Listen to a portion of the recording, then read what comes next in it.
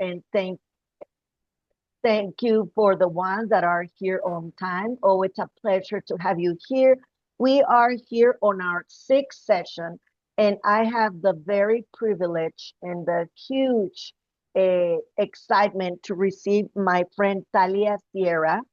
She's going to talk to us about her degrees, where she works, but I just want to tell you that the way I met her was through volunteering. So we are friends. I consider her family. But if you ever have the chance to volunteer, we go with the idea like, I'm going to go help.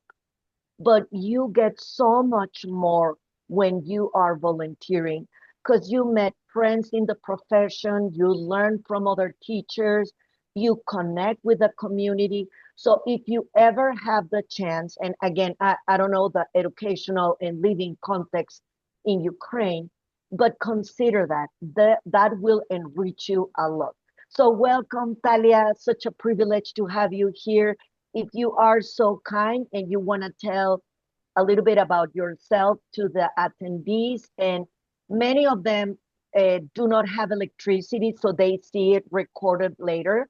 Okay. So welcome again. Thank you so much for having me. Can you guys hear me okay? Okay, perfect. So first, before I tell you more about myself, I want to tell you I went to bed last night reciting how to say good evening in Ukrainian, and I woke up this morning and I have no connection. I'm not at my site. I'm at a training and I can't see it and I don't remember. Will someone please remind me how to say good evening in Ukrainian? Добрий вечір. Добрий вечір. Dobre vete. It's so good to be with you. I'm so sorry that I didn't have it this morning. I'm trying to pull it up on my phone and I just have really bad Wi-Fi where I'm at. So thank you. So yeah, my name is Talia Sierra. I'm an elementary school counselor. I don't know, I don't want to presume to know the educational structure in the Ukraine. Is it levels like elementary or, I'm with kinder to fifth grade and then middle school and then high school? Is that a similar structure? Okay. More or less, yeah. All of you, okay. Are any of you in the elementary school setting or with the younger kids? Some. Anyone? You can tell us in the chat as well. Okay. And that really is my lens, but as a school counselor, so much of what I do, my training is across all grades. And specifically what you're curious about, communication, family connections, trauma, those seem to go across grade levels. Lucia, you had asked about my education. So I hold a master's degree in counseling. Мне кажется, что я ясно. Let's mute our... Yeah, I've done that. Yeah. Perfect. Thank you. Continue. So yeah, I hold a master's degree in counseling. It is, as counselors in the schools, we're essentially trained as a community mental health counselor, but then I have a specific training within the schools. And then I undergo quite a bit of ongoing training throughout the year just to support my license in the school. This is my 8th year in the schools. School counseling is my 2nd career.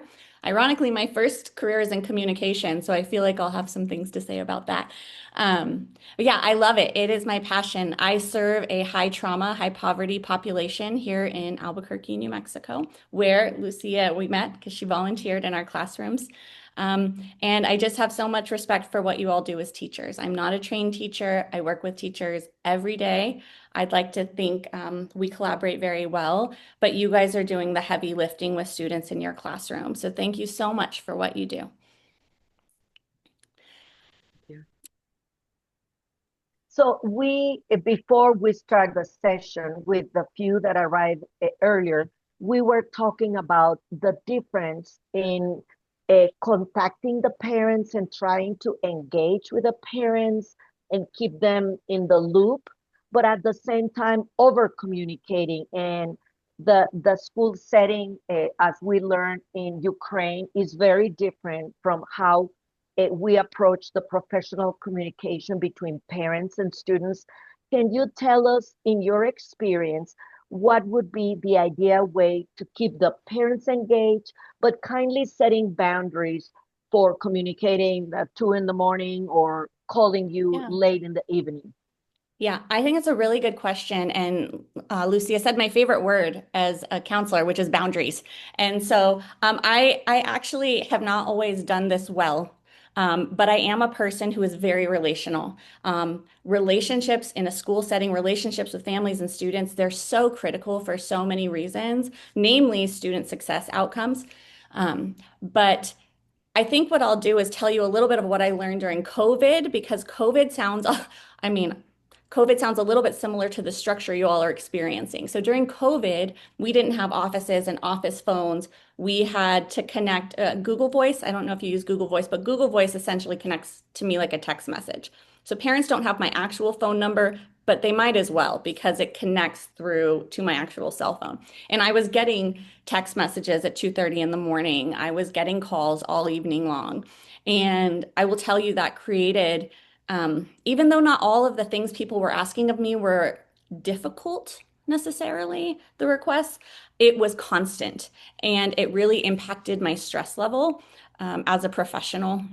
And so, one of the things that I would say, just hearing a little bit about the structure you currently have, and it sounds like it's the professional structure, like you said, some of your colleagues are texting you at this time. My recommendation would be to really consider today, what do you feel like is would be helpful for you. So all of our boundaries can look different. I may be able to take a work call until 7 p.m. Someone else might say it's 4 p.m. But really think about what are those hours that you're willing to respond and what are those hours that you really want to protect. And once you've decided that, and that can be weekends too, I would really consider writing out a brief statement so that when those calls come in between the hours that you've said, I don't want to work, it's just an auto response because what you're doing is you're teaching and training. But in your statement, you can create a lot of warmth and kindness and just say, I want to, you can frame it in any way, but really, I want to be so attentive to your request. But in order for me to serve you well, I will be responding to your text, email, whatever. Text, it sounds like, during my normal business hours from 8 to 4 p.m. Thank you for your continued collaboration. Something like that would be my recommendation. Does that help? I can also tell you what we do in our schools. I just don't know if it would be applicable. Yes, let's do that. Yeah, talk about that. So in our school setting, again, I'm in an elementary school setting, but every school in the Albuquerque Public Schools district has some sort of messaging app.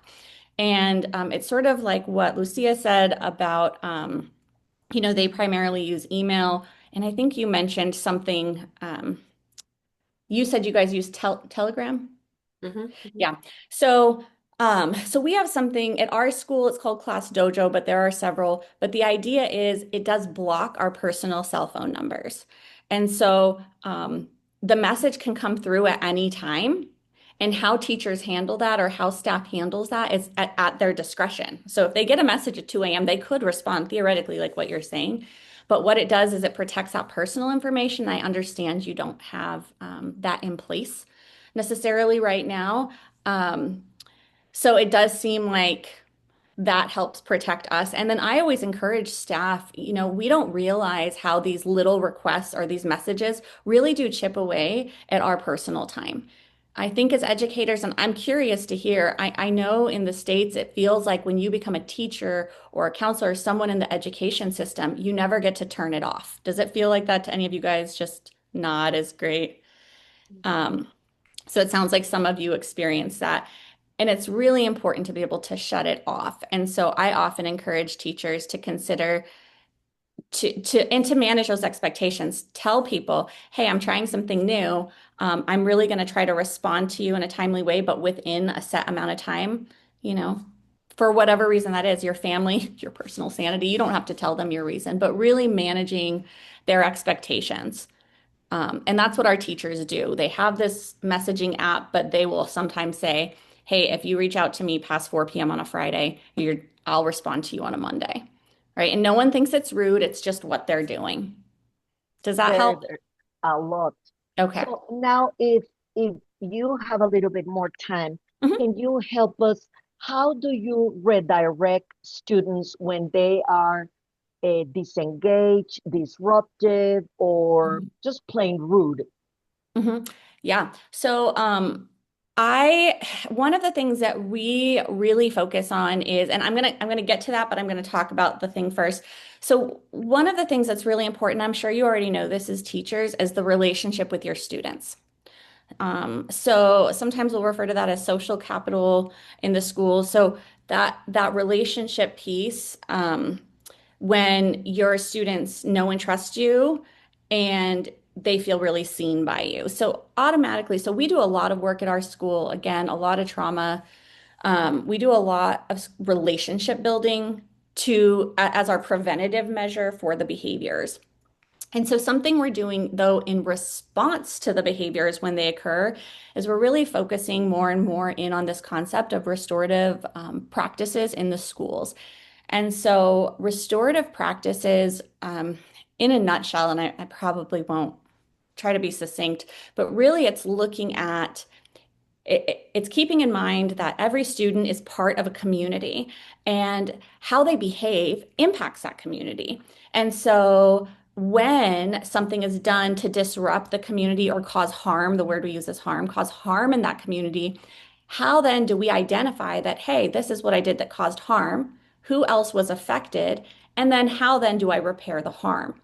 Now, that is not work that we do. It sounds like a lot. It's actually not a lot. The whole thing takes maybe 2 minutes.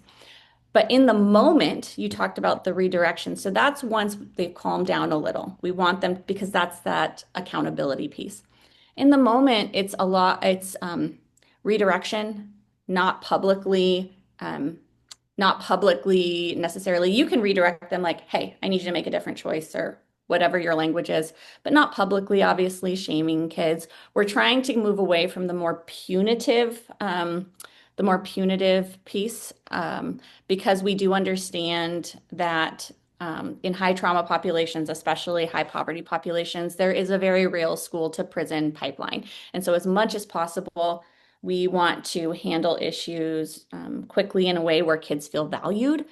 I want to try to give you more tangibles, and this is very much, based on your own preference as a professional. But I do know that there's no way around it. We have to correct behaviors, and so really just thinking about really also and really thinking about how to do that with as much dignity as possible. I feel like I use the word dignity a lot in the schools, um, but I do think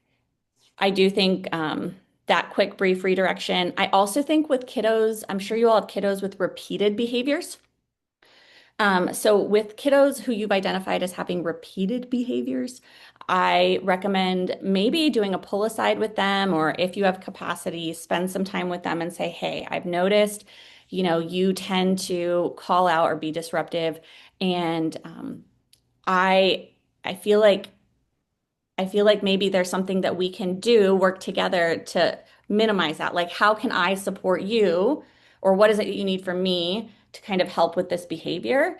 Or what can I say in those moments where you're being disruptive? Like, would you like me to just give you a look or like a gesture? Or would you like me to say, hey, make a different choice? Like, what would be most responsive for you? Kids know themselves well. Um, but I think just taking that time, everything I do really connects to this relationship building, right? Because if they don't like you, if they don't respect you, they're not going to listen well. So I do think identifying them and just thinking about that dignity piece. I'm sorry, I feel like that's a bit nebulous. It's hard without like a specific example, No, but but I helpful. really like you mentioning repeated behavior and connecting with a student to say, how can I help you? But I like that very, very discreetly, you're saying the behavior is yours. The Yeah, one that can change it is you. correct. So putting the part in the Mhm. student, Yeah. so they rationalize, I'm the one that can make the Mhm. change. Yeah. Helps a lot. Very Yeah. good. So anybody questions in the chat, because my dear friend Talia is on a training and she left it to be with us this morning. So I want to be respectful of her time, but also I want to dig a little bit if you have any questions in regards Mhm. parent connection or student behavior. This will be your chance. Or if you want to ask directly, that is perfectly fine as well.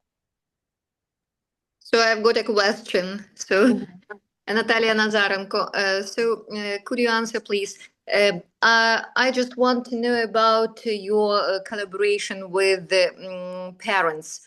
If it is you to meet with the parents, how do you do that?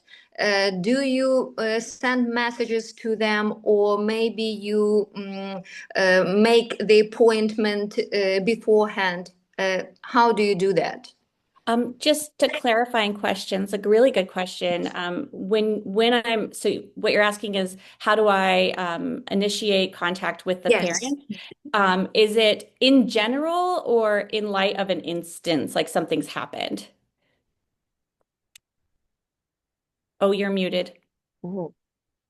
So thank you. Yeah. And how often do you meet with the parents a year? So Okay. twice a year, once a year. How often do you meet with them and talk to them? Maybe they want to talk personally about their Mhm. kids. Yes.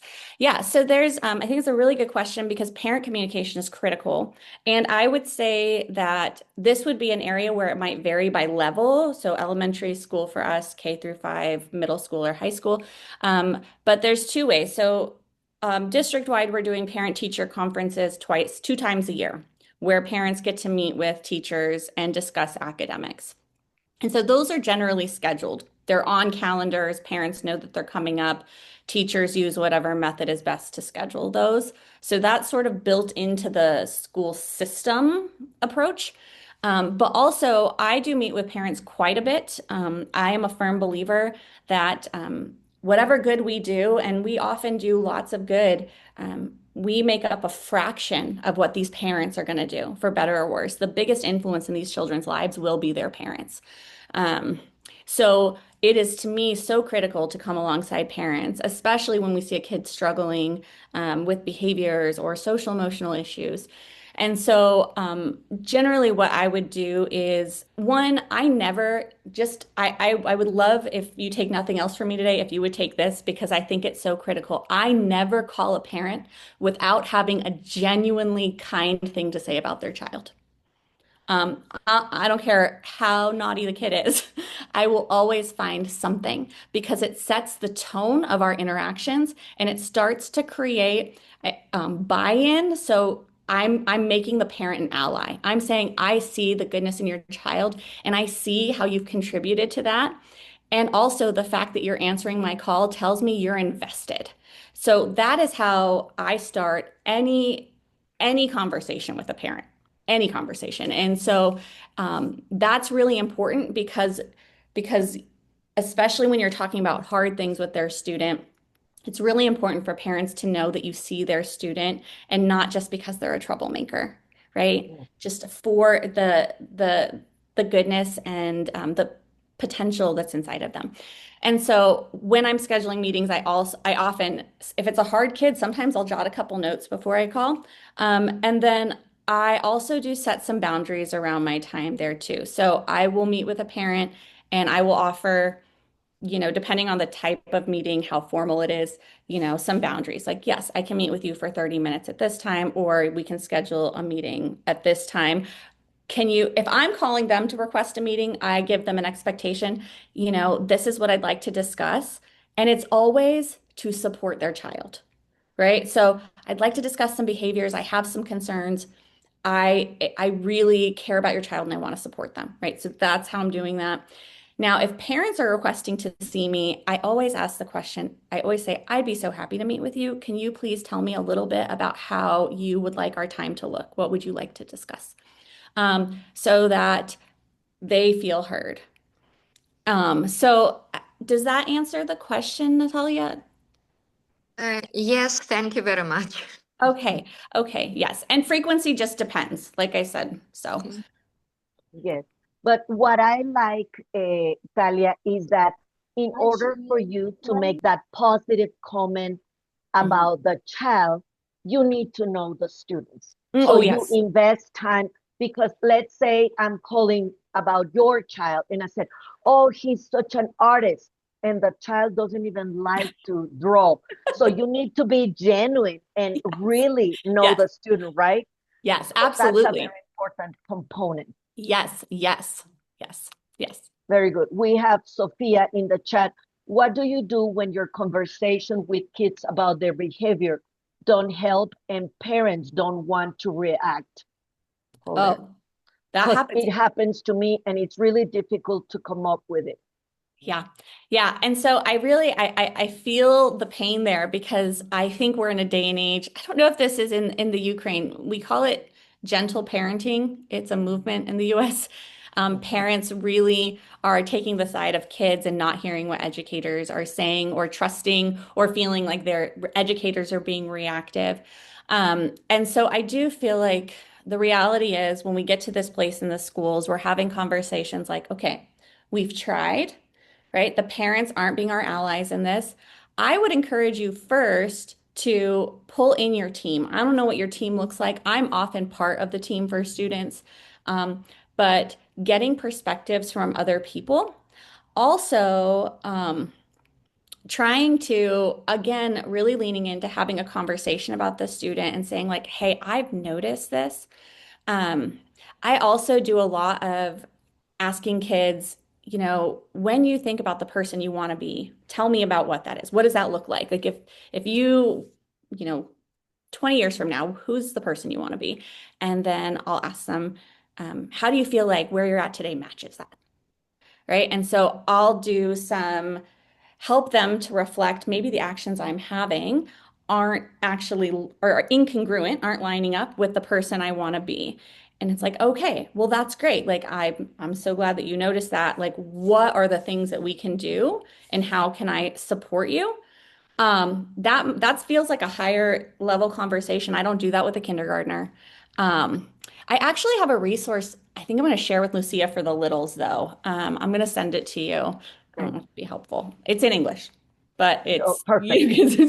but it's been really helpful. But really, with the continued behaviors, what we know is having that more, I mentioned restorative practices lens, really trying to teach the child um, that helping them to acknowledge they're part of a community and when they cause harm, it affects other people. I feel like that's sort of the best that we can do. I'm sorry because I do work in a school and I know that can be a frustrating answer because you feel like you've tried everything. But I do think getting another perspective is really critical. Often when I come in, I'm talking with teachers who are exhausted and I'm saying, okay, but can we try maybe this one thing and see how it goes? Or how can I come in and take that kiddo off your hands for a few minutes to give you a break? Like, how do we start leveraging the people that are available? Yeah, fighting that fight alone can be Mhm. very depleting. Yeah. But I really like what Talia is saying. We don't have to fight alone. I'm pretty sure that in your schools you have the principal, the assistant principal, some of the people that can intervene. Mhm. And if I may interject, don't be defensive with the parents, right? When you go and start barking at the parents, it explodes in a bigger sense. I always tell them, don't talk, just nod a lot, write what they're saying, Mhm. to let them, it's like a balloon that you let them get the air out. And then Mhm. once they come down, probably you can start having a conversation. Am I right? Absolutely, absolutely. I try to remember every day that when parents send their kids to us, they're literally sending us their best, their most important thing. And for those of you who are parents here, the subject of our kids, I can have all the skills in the world as a counselor, but when it comes to my own sweet babies, um, it's emotional, right? And my kids, I am not a gentle parent, those poor kids. But but but it is, you've got to remember they're coming in with this they feel like they have to protect. And that's why I'm like what Lucy is saying, right? We just want to make sure that they know we're on the same team. We're moving towards the same goal. And you offer something very important as a parent, but I have a different perspective in my profession, right? And trying to align those things is so, so critical, but really the best thing for the kids. Yeah. So we have to let you go. I have two things. Another teacher, I don't know Ukrainian, so I'm sorry, I cannot read your name. It happens when students do not follow the rule. What do you do as a teacher, and what do you do as a school? And then Sophia says reflection is a good thing. I will try all these things. Yeah.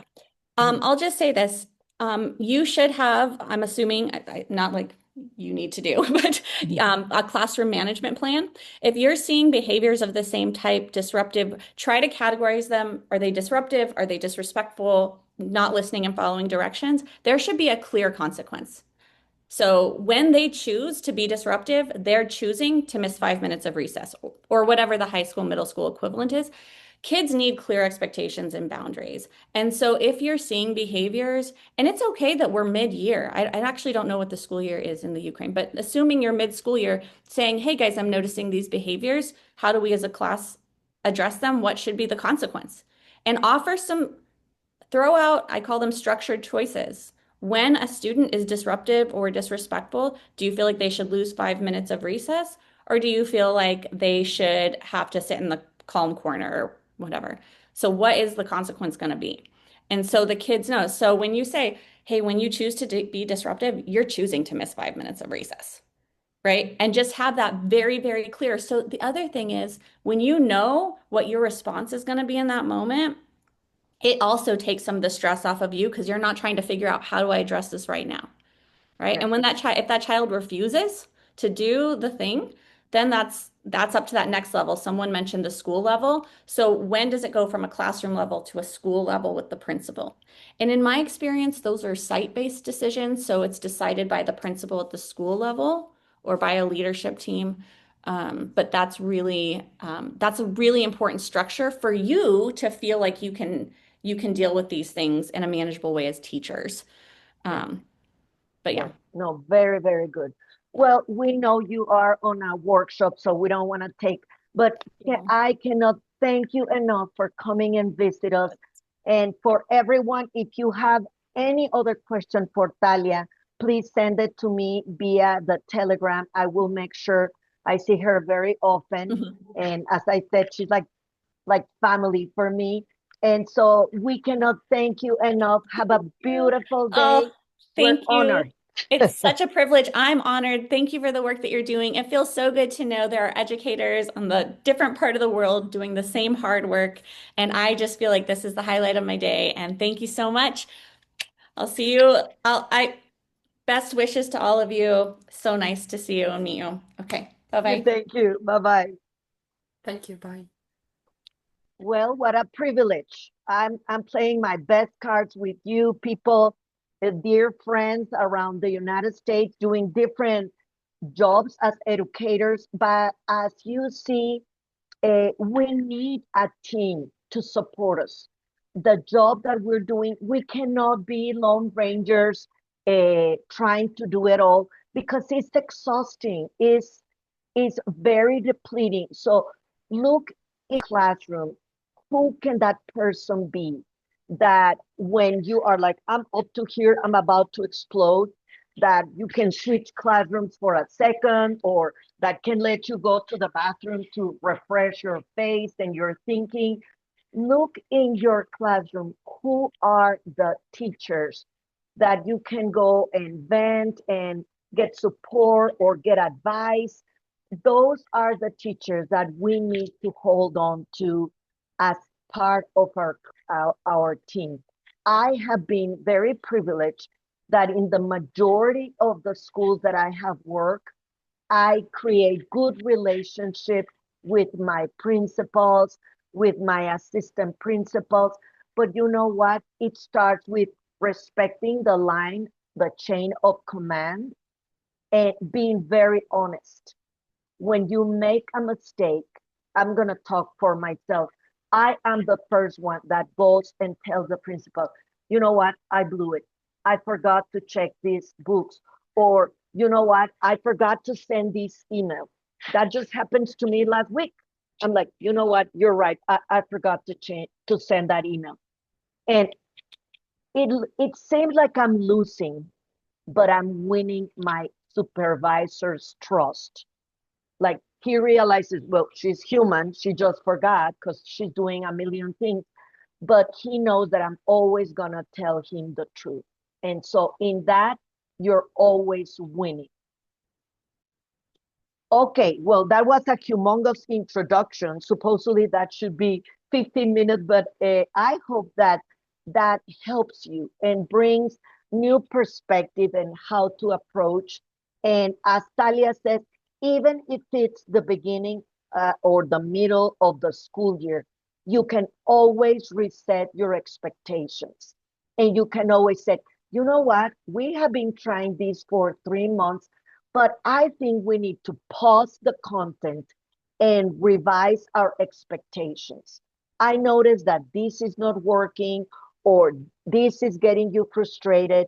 Let's revise and let's try this again. And you can change it, obviously not on daily basis, but you can change it as many times that it works for you and for your students. So it's not like, well, I said that at the beginning of the school year and now I have to endure. No, maybe that those rules worked last year, but now you're realizing this year with a different mixture of students or a student that, as Talia said, suffered drama or something like that, you need to change the approach. And it is okay, because if you don't set the expectations correctly, the content is never going to get delivered properly and there's no learning happening. So we're going to wrap up that tiny little bubble of parent and students behavior, and we're going to start addressing the topic that we have set in the course overview for today. One of the things that I want to start before anything happens, I send the invitation for all of you to present, and maybe it's my mistake. I haven't set the expectation. So what I'm going to do in the next couple of days is set very specific expectation, what your dear and my dear friend Olina plan to do, not only December the 17th, but for January. So I'm going to send you very specific instruction. Thank you to the ones that already sign up to present. And you don't have to be an expert. I'm going to help you. And you and I are going to be co-teaching in the section you decide. I'm going to pick up on Boris because he has been so kind, like all of you. Let's say he said he wants to teach color vowel. So he can tell me how that impacted him, how he envisioned to use it in his class. Maybe he can show us a small video trying to implement it with his students. So you are so creative. I know you can touch on the topic in an interesting way. You can tell me, I went to the Color Vowel website. I noticed they have these handouts. I'm going to try this unit.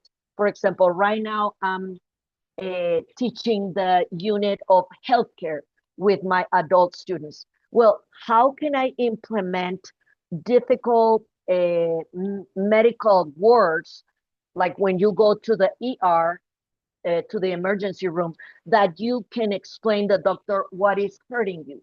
Maybe I'm going to use the color vowel for that. So feel free to create something that blow our socks off, but that is really helpful for you in your practice. I don't want you to take something that is really not going to change your instruction. So number one, you're going to receive instructions from your Professor Olina and I, and what can you do for the presentation without feeling overwhelmed, because our goal here is not like to sit you in the guilty chair, like you're in judgment, but to share your excitement with us about what you're taking home. That will be more what we envision. Do we have any questions about that? Okay, so we continue. How much time will be I'm sorry. allotted to them? Yeah, how much time will it will be allotted Well, to them? I envision maybe 10 minutes. If you are super talkative like me, maybe 15. So I'm not worried about the time.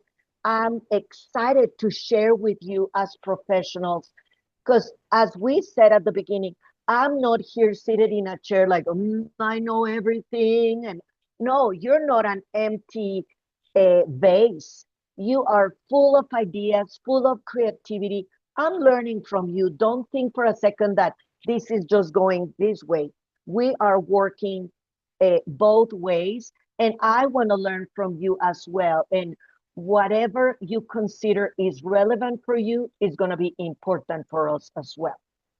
Very good. The second thing, in this class, you haven't had any homeworks, like the students on Monday that are working with me in Ukraine with creative writing. Every week they have an assignment. So I have let me tell you how many people we have in Telegram. I don't know, a crazy number like 32. And I have received 7 responses in the survey. I know, Bomer, that you have to sign in. I have tried to make it that you just go directly.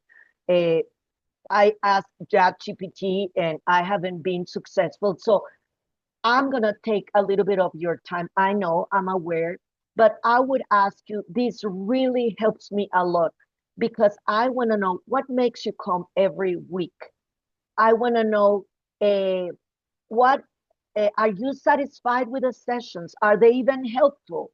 Because I don't want to be taking your time. I want to know when you think in my classroom teaching, how can I improve it? Grade me. This is the way you are grading me. Uh, how do you like to participate better in the class? Uh, when you go to breakout rooms, is it working? So I need your feedback. I need to know what are you thinking, right? So last week, I sent you this document about differentiation, and it also addressed strategies to teach, but also behavior. So take a look at it.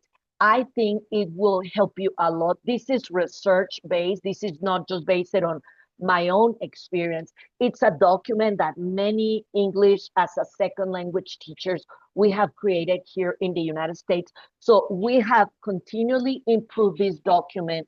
Hopefully this brings you some fresh air to continue teaching and improving.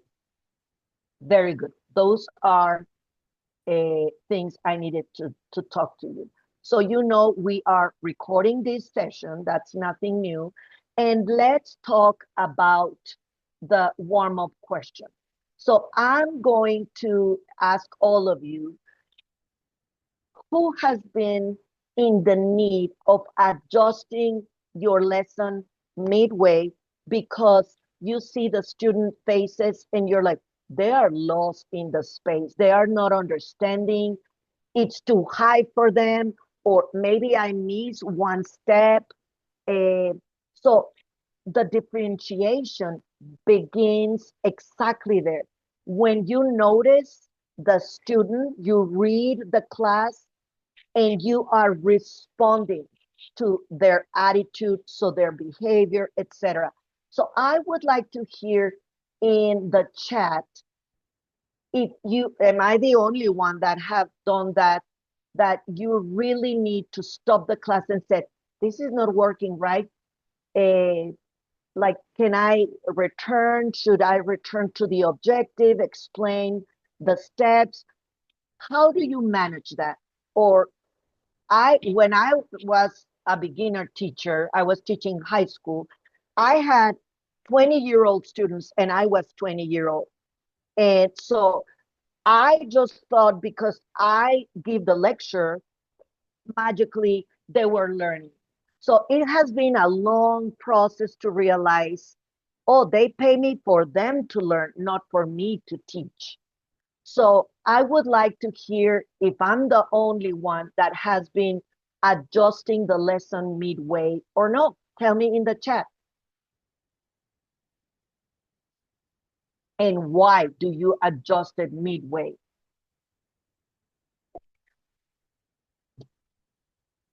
Or tell me orally, whatever you prefer, whatever you feel more comfortable. Let me start. Excellent. Thank you, Svetlana.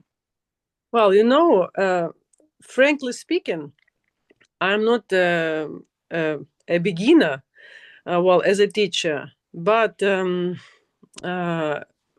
lately, very often I have such lessons. When I'm preparing for a lesson, I prepare some task, I'm preparing new material, what to do, how to do. Even the level of the tasks are different. But for example, when I start the lesson and only one student or two students are present at the lesson, and for example, one of them, he's good at English and another is not. So just sometimes at the beginning of the lesson, sometimes in the middle of the lesson, I'm shocked. I'm stopped, and I don't know what to do because I understand that they are lost in the space. Because for someone it's okay, for another one it's not okay.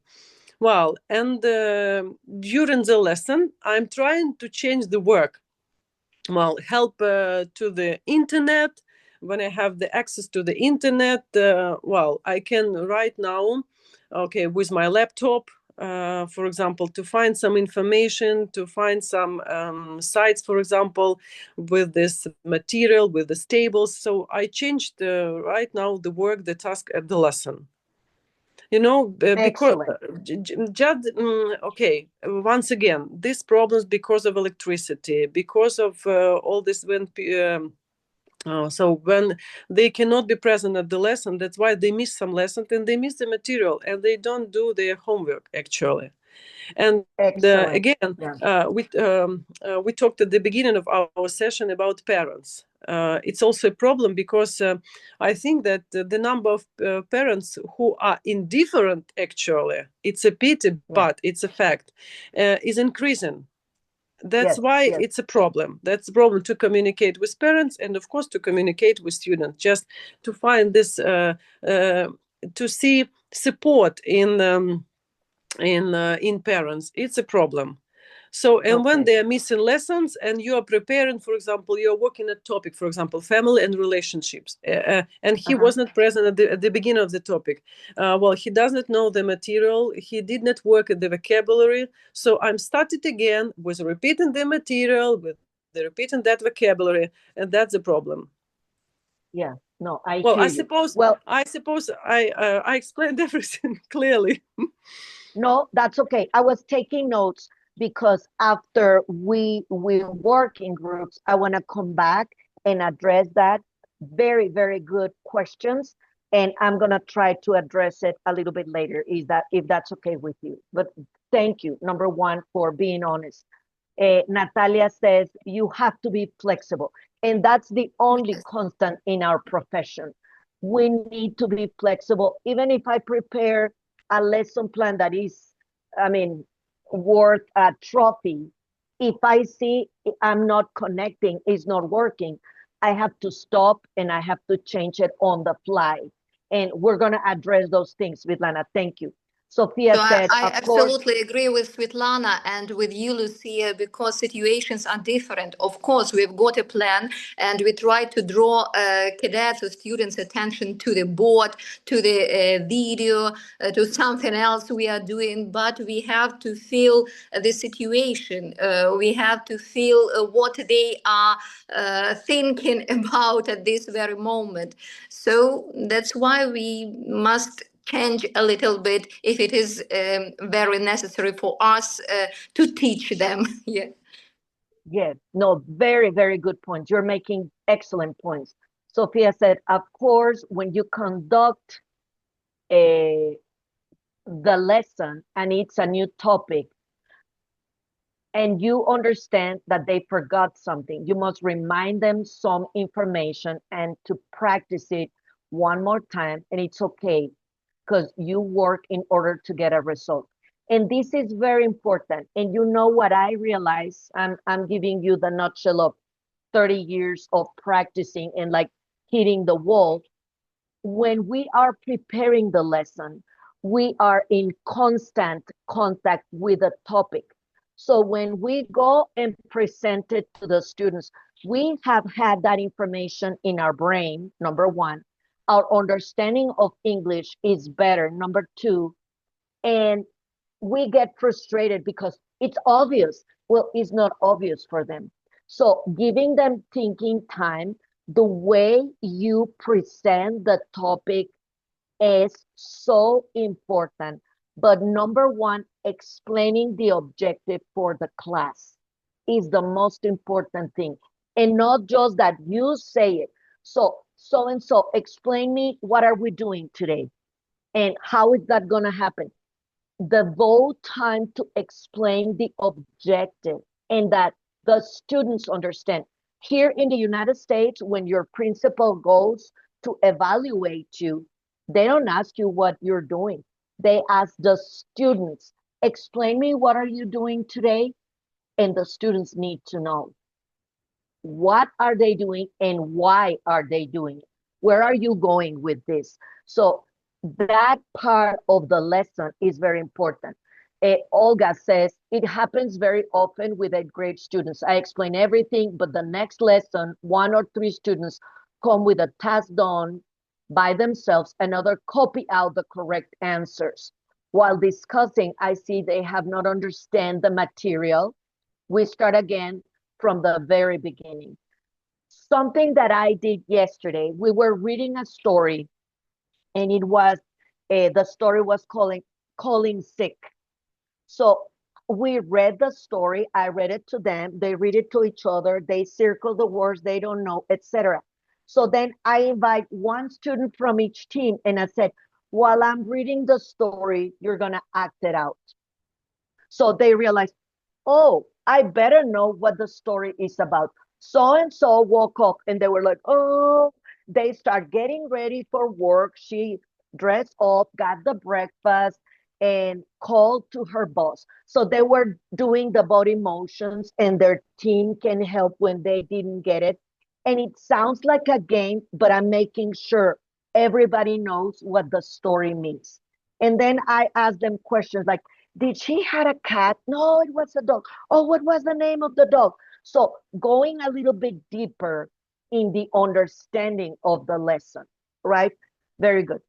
Valeria says, yes, once my students were quiet in the background breakout room when they had to find common experiences while we were learning the present perfect. I had to bring them back to the main room and explain one more time. Or sometimes when they are new students who haven't done the homework, we need to discuss, for example, home reading. I have to improvise. So what I like is that you have a lot of cards under your sleeve, like when you're playing cards. And sometimes we think we explain every part of the lesson. But again, it's not that you just say the instructions.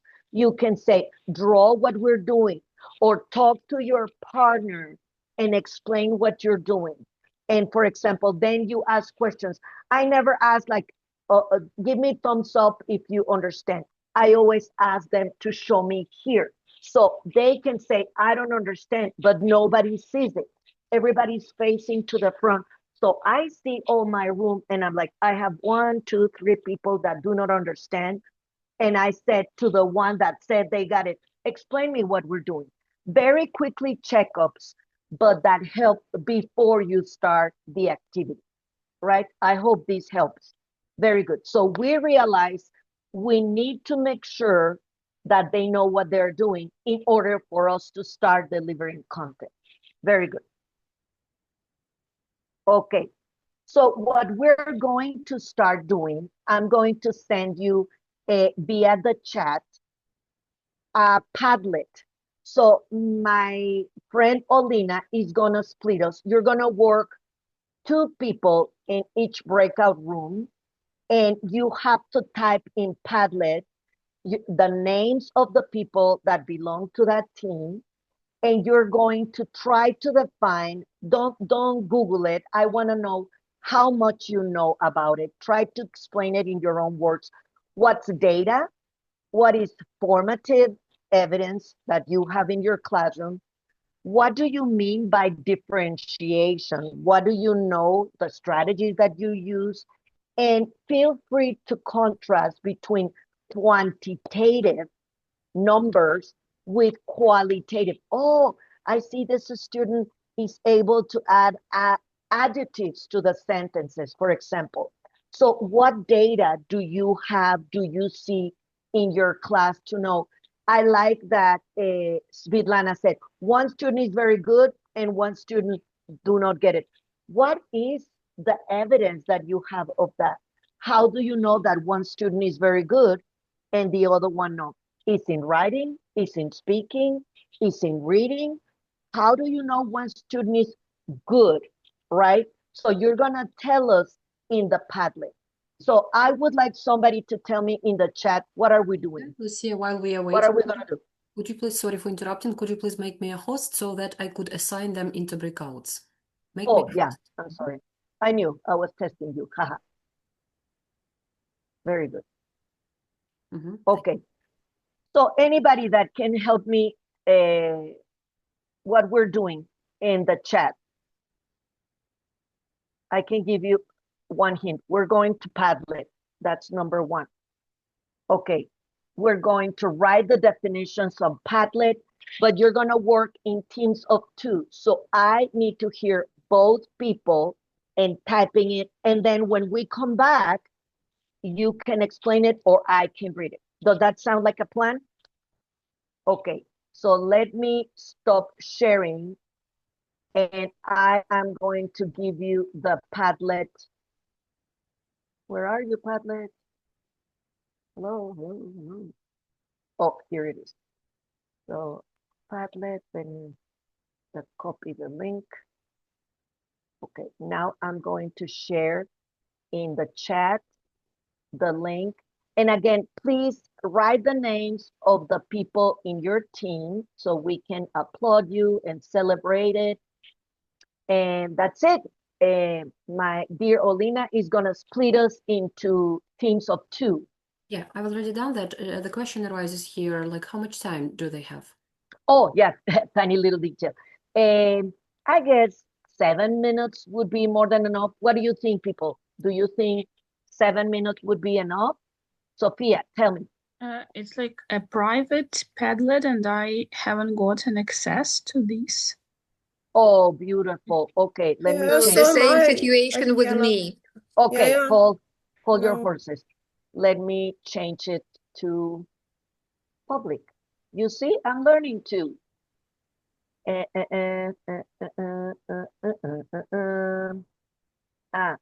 the permissions, I think I go. No access, visitors with a link, commenter, writer. Okay, let me see if it's the same link or a different one. Thank you. Thank you for helping me. So now it works. Yeah, I've checked it myself. Yeah. Ah, perfect. Okay. Should I open? Yeah. Should I open? Yes. Okay.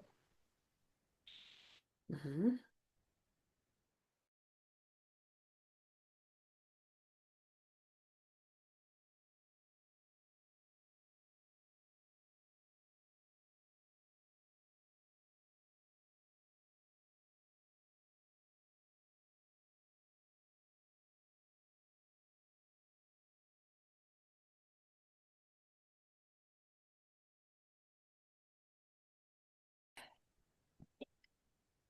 Oh, super.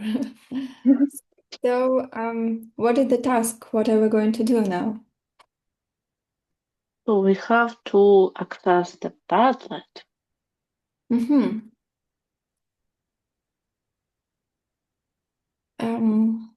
Yeah, I didn't I didn't use the link. I didn't have time enough.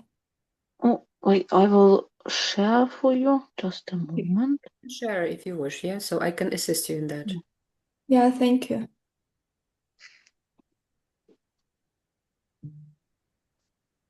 Mm-hmm.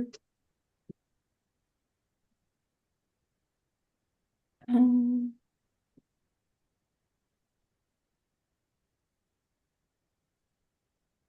Can, by the way, share the screen as well. As I can. Okay, I will just stop sharing the screen, and instead, I believe that it will be much more like reasonable to leave the link here so that everyone, yeah, so could have access. Okay.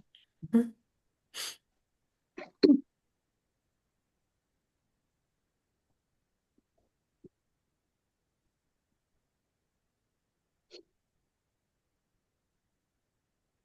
Should I log in? Um, So we need to type something, yeah? yeah, but it says access to the Padlet is restricted to log in member only. Ah, yeah. So yeah, for this you definitely need to log in.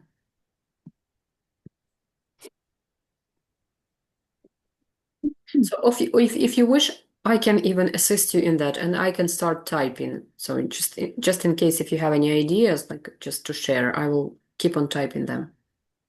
Perhaps that would save time.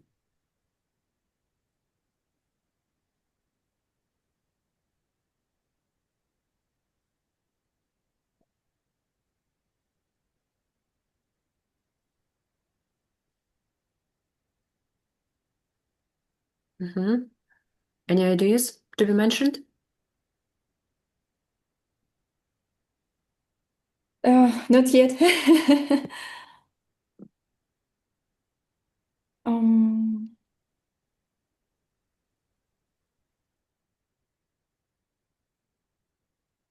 Kata, do you have any ideas? I'm still thinking my brain is not braining today. I had lots of lessons. Yeah, so for example, like if we're talking about what to do in case if I see the children or someone confused or not getting the information, can I talk about this, right? In this case.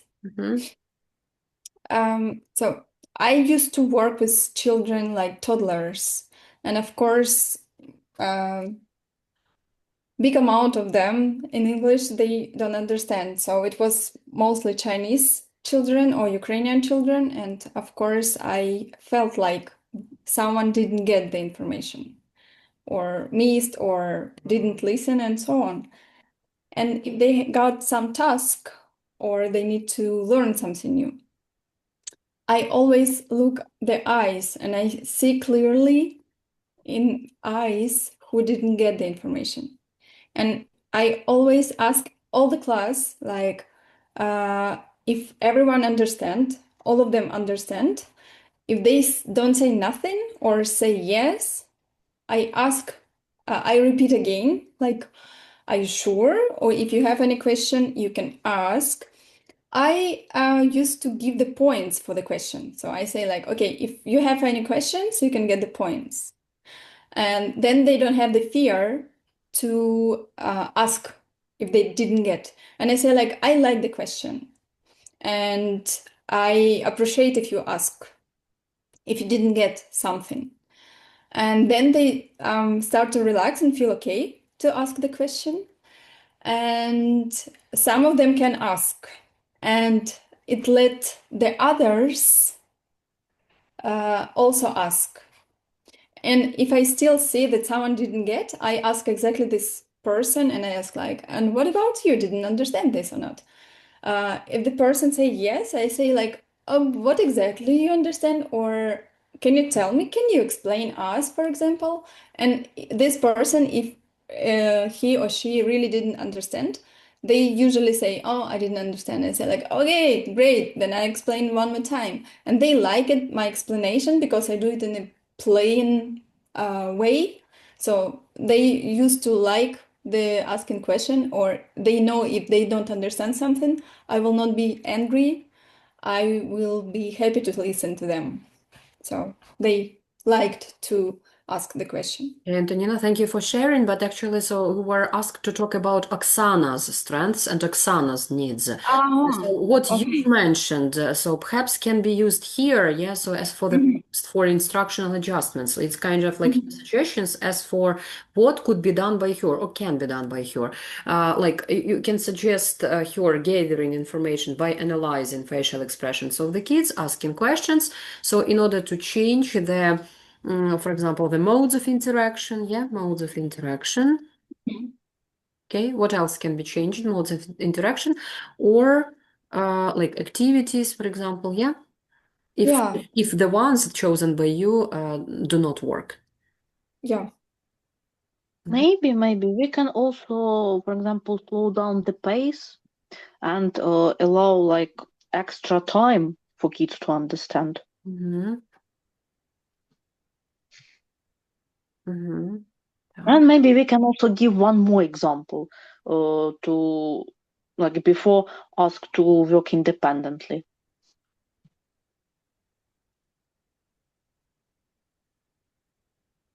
Give some other examples. Give more time. Now, Hi. you know I'm a human. I'm not a robot because I submit the wrong Padlet. I had 2 for today. So now you know I'm not a robot. I'm just a simple human being.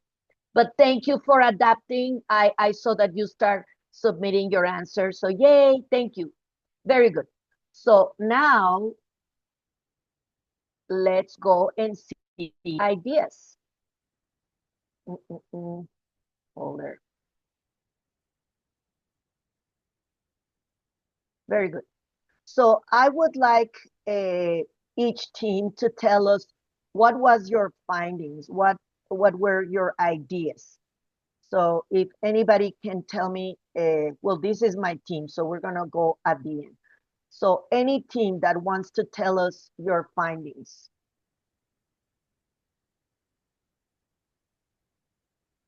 Hello, oh. Okay, we were Lucia, yeah. well, I want to say that Tatiana and I, we Mhm. did not have that link to type everything on Padlet or in Okay. Padlet, well, how to say it. Oh my God. In Padlet, that's okay, don't worry. So we did it just orally, and if it's okay, we'll do it a little bit later. Okay, perfect.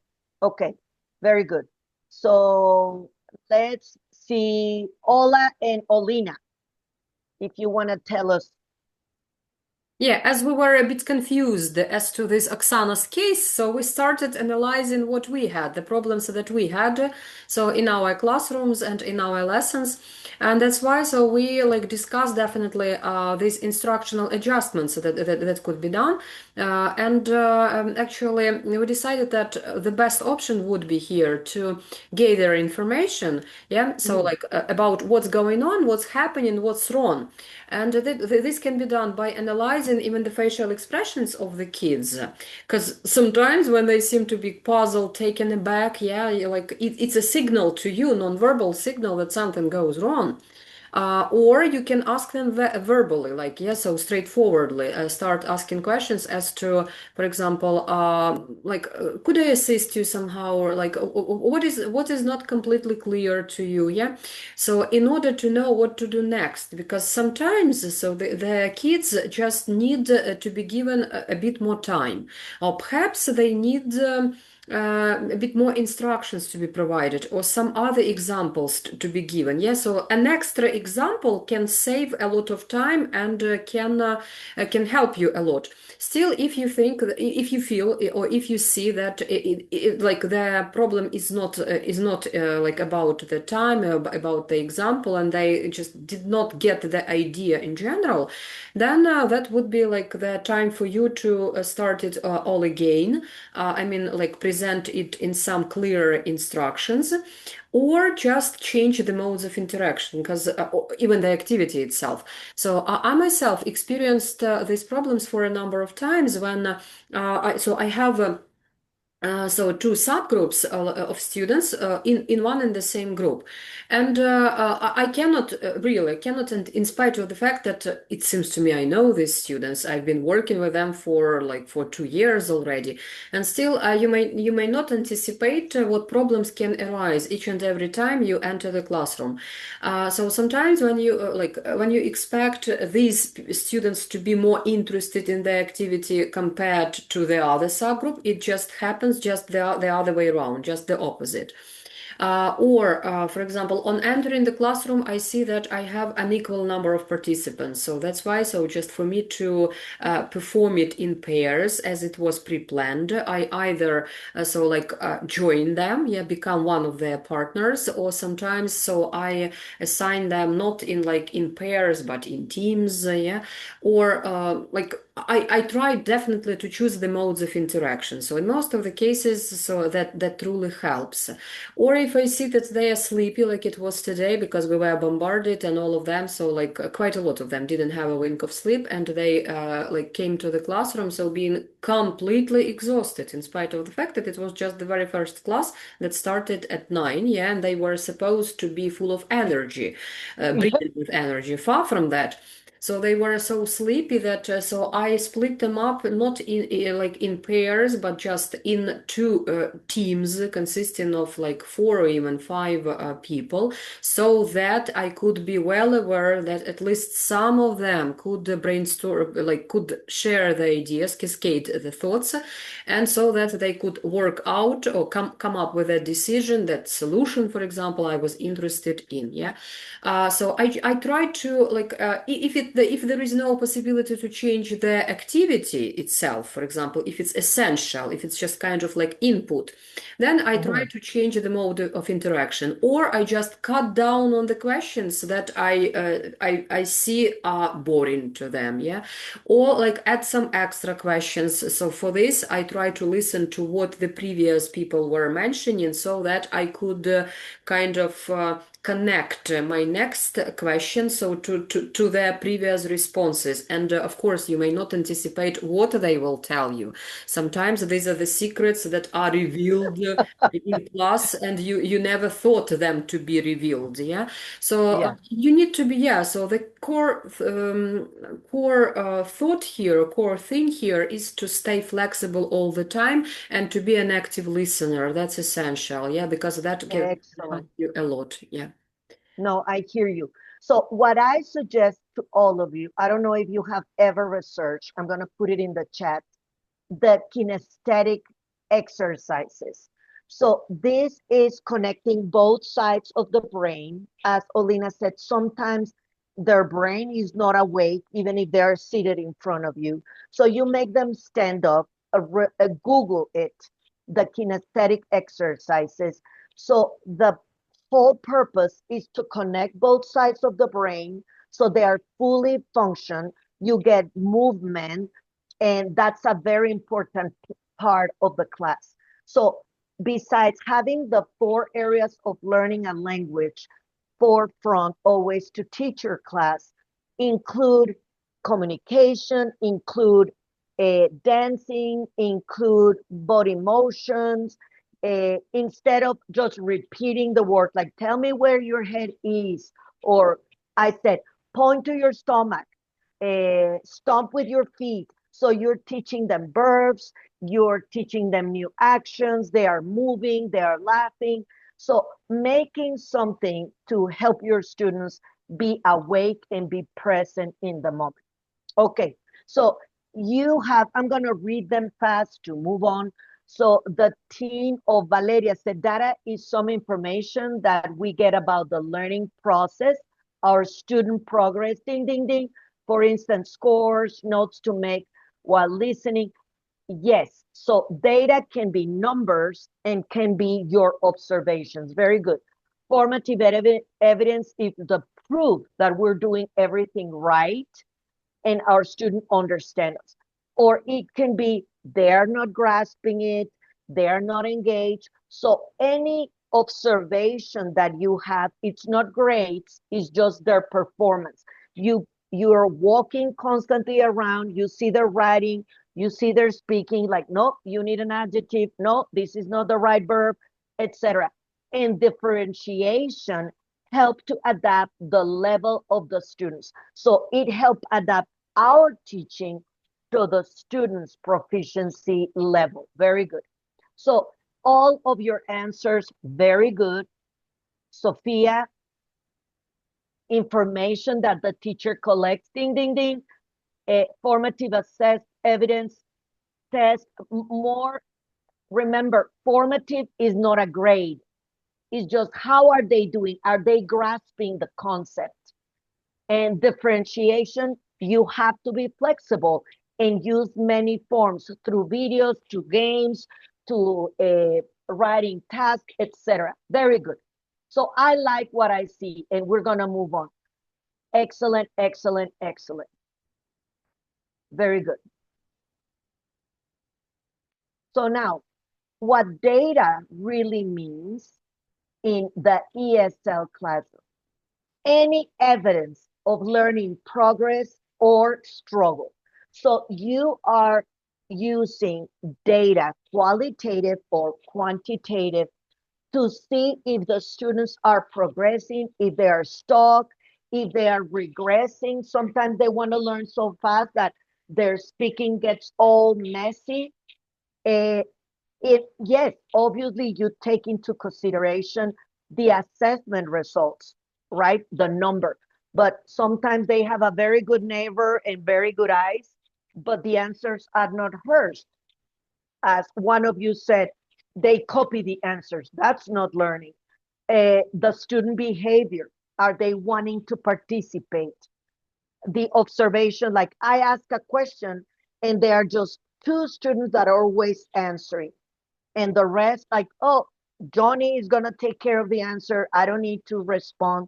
So what we do here in the States, we first ask the question, and then we ask what student is going to respond.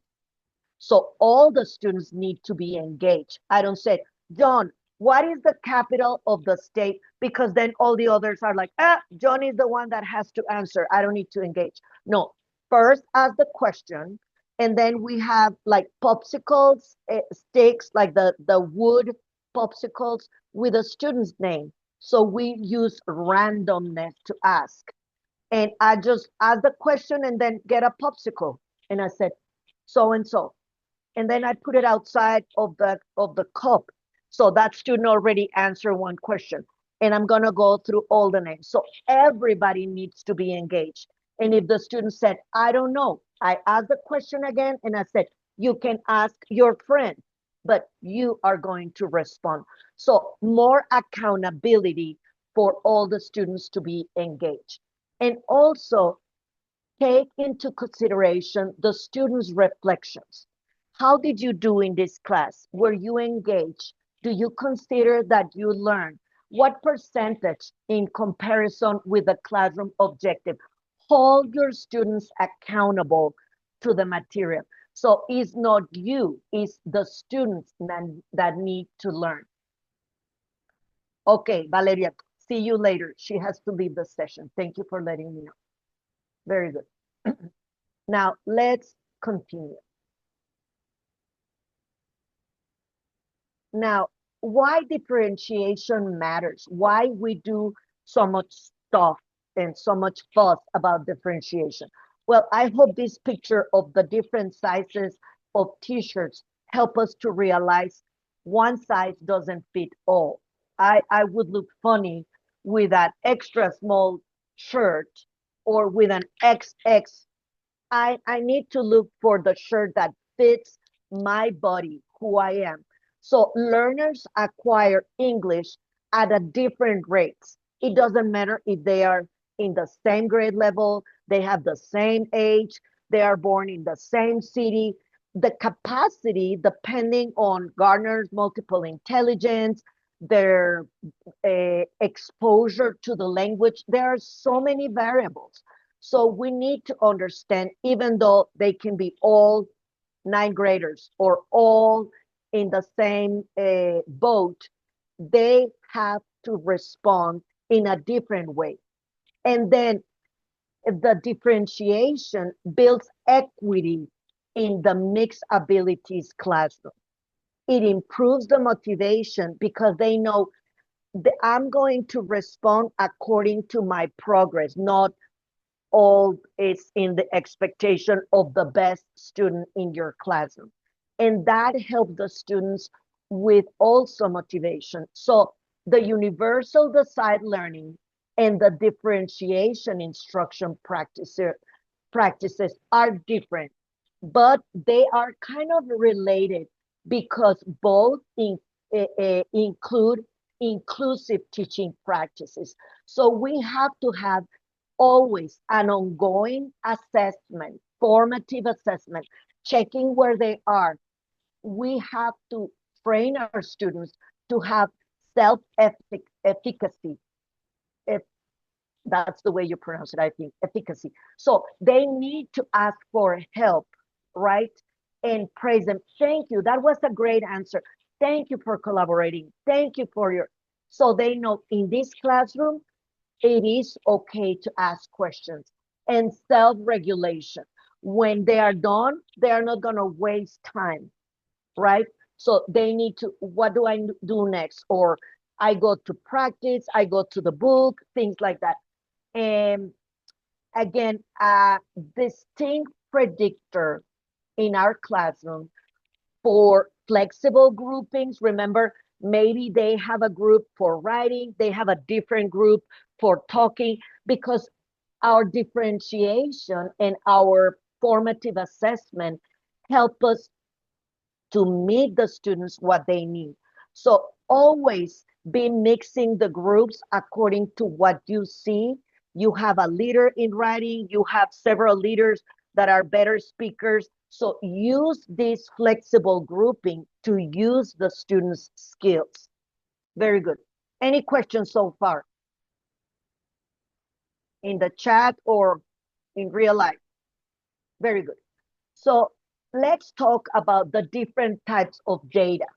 So we have the diagnostic data, when you want to know how much the student knows to place it. It's a beginner, it's a high beginner, etc. You do surveys like the one I want you to answer about the class today. You have formative assessment, exit tickets. By the way, I'm going to send you a document with like 40 different formative exit tickets, like already done. You just need to make the copies, different quizzes, different peer feedback. That helps you to get the information where the student is. Obviously, we have the summative assessment. I love the project-based learning because it's not just the answer, but it's putting a real life situation for the student to show me they learn the material. So the goal of all these data is to use all three to adapt our instruction to better serve the students. Very good. So now, what is in the ESL classroom the specific data sources of information for you? Well, you have the speaking rubrics. When they're going to present, let's say, a project-based learning. So I always said, let's first read the rubric. This is how you get 100. And I am very purposeful in explaining your project needs to have this, and this. And I read the specifics for you to get 100. So it's not a random grade, like I like that student, or they did a beautiful display. No, it has to have all these components. Then the writing samples is not about the amount of sentences, is that you express your idea, that you use adjectives, that you tell me beginning, middle, end of the story. You have to be very specific in what you want to see, and then compare the student work versus the expectation. Then the reading comprehension checks. Yes, they can talk to each other, ask questions, stand up, sit down, if this is true or false, things like that. Observation logs, quick writes. I did when I was teaching normal high school, I have quick writes, and they have a paper, and they said, Monday, tell me about your last birthday. And they start writing, and I said, stop. And then they read to each other. Very quickly write, so they show me they're progressing in their learning. And I just walk around and grade a few. And then the next day, I just grade another few. And learning journals. Like, this class is very easy for me, or I'm struggling with this. Another way for the student to very upfront to tell you how are they doing. So that's how I get my data, my knowing my students and where they are. And I don't collect any information. I collect it here, or as I said, I always have a notebook and I write down, today so-and-so arrived late. Today so-and-so got adjectives. Very quickly notes. And why I do that? Because when I meet with a parent, I'm not going to remember what the students have done the last 3 months. But in my notebook, I said, oh, yeah, I remember I talked to the students about this in October 13, blah, blah, blah. So my notebook is my data collection. Very brief comments for every class. Okay, so what are the 4 steps for the data cycle? Well, I collect my evidence.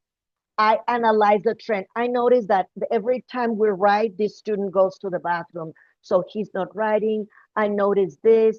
So you need to be paying attention to what is happening in your classroom, in the learning, in the behavior, and the answers. Then plan the target instruction based on that trend. Like they are not understanding what an adjective is, or they are not understanding that the pronouns, if the verb goes before this, blah, blah, blah. You need to be analyzing. That's why I would say over and over, a reflective teacher is a better teacher than if you just go deliver your lesson and go home. You need to, I don't know about you, I reflect a lot when I'm showering, like, oh, that didn't work. Oh, I'm going to try this. Take the time to be reflecting to improve your skills. And then you have to act. Once you realize all those things, act on it and then reassess. Oh, that worked. That's what they needed, etc. So this is a continuous improvement loop. It's a never-ending story. You try again and you try again, because what you did last year, maybe doesn't work with this specific group, even if you're teaching the same thing. And instructional response is where actually differentiation happens, right? We need to be collecting information, analyzing it, then we plan our lesson based on that. We act in what the students need. Did it work, didn't work, etc. Very good. Now, I'm going to present you a case study. The fake student's name is Oksana. This student has a B1 reading level and A2 writing level. So I don't need to tell you what is the highest ability that she has. So the evidence that I have about this student, she has good comprehension, but limited accuracy in the writing. So the question that I have for you, we're going to split into groups. I'm going to send you the document of the specific skills that the students have. And I'm going to give you the learner data profile. So her name, what's the reading evidence that I have, the writing evidence. So you need to tell me, in your team's opinion, what are the students' strengths? What are the students' needs? And what do you think has to change in the way you deliver your instruction to help this student? And for that, I'm going to send you this rubric. So you have the score is from 1 to 5. What do you think is she is doing? 5 being the maximum and 1 being the minimum. Where do you think she is? What is the evidence that you collected for the student? And what are the next steps you're going to do? And you're going to give an overall. So you're going to add up this punctuation and tell me, is she a beginner, high beginner, low intermediate? So where is this student, and how your team thinks you need to change based on the data you have? How are you going to change your instruction? So I'm going to stop sharing to send you these documents via the chat. So hold your horses. Any question? What are we doing? Anyone with the link? So we're going again to work in breakouts. Yes. Yeah. So we're gonna go shared in document. breakout rooms, and there, what do you think we're doing, people? Explain me in the chat. So this is the document. You need to make your own copy of Oksana's case, and this would be the Sorry, but do we have enough time for that? Because the document well, is not very little and it's high time. yes. So that would be my next question. How much time do you think to assess her case and to be able to give all of us your ideas? Do you think 15 minutes would be enough? Hello? Oh. Tell me in the chat, do you think 15 minutes would be enough? Just now? Yes.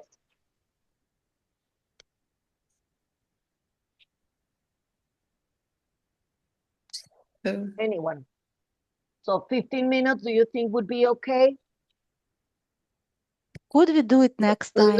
Yes, let's do it next time because we are lack of time, sorry. Okay. So what do you think? Olina, tell me. Okay, so like we can ask them to download this document, get acquainted with that so that we could save time next class. And the very next class can open with them like working in breakouts in order to like for it to work as a recap of this session. And then Okay. we'll like start working on a new one. Okay. So let's do that. Please copy the document that I sent via the chat. The homework will be to answer my survey. You have to sign in. Sorry for you. You have to do it. Thank you for the ones already did it. To sign up for the presentations. If you have questions, please reach out, Olina or myself via email, Telegram, send smoke signal, something, to be ready for that day. So you have 3 homeworks: survey, sign up, and read this material. So when we come back, you already know the student's case, and we can jump and finish the topic, if that's okay with you. Do we need to Yeah. fulfill it at home? Do we need to do it like as far as I understand, we need to write strands about Oksana. To write strands, right? Well, let's do something, Tatiana. Read the student's case and write your notes. So when we come back, we're going right away to breakout rooms and you're ready to discuss with your team. Does that sound like a plan? Yeah. Okay, thank you so much. Very good. I see people nodding. Yeah, I've already shared these 2 links about Oksana's case. So in our Basics of ELT chat on Telegram, so that they could, for example, look through everything beforehand at home. Okay, I'm sorry that we took so long with Talia, my friend, the counselor, but I think we gained a lot. I hope that you feel that the session was valuable, and that by discussing data, how to use it to make an impact and improve our skills have been valuable to you. Again, please take the time to fill out the survey. This is your chance to grade me. So hopefully I can hear from you. Have a peaceful, beautiful evening. Again, I cannot tell you how proud we are of all of you. All the friends that I have invited, they're like, how can you have the privilege? And I'm like, oh, they're my friends. So thank you so much for being so wonderful, so committed with the profession. I'm waiting to see you next week. Have a wonderful evening. Thank you. so You too. much. You the same to you. Goodbye. My privilege. Bye-bye. Thank you. Thank you very much. Bye-bye. Bye-bye. Bye, see you.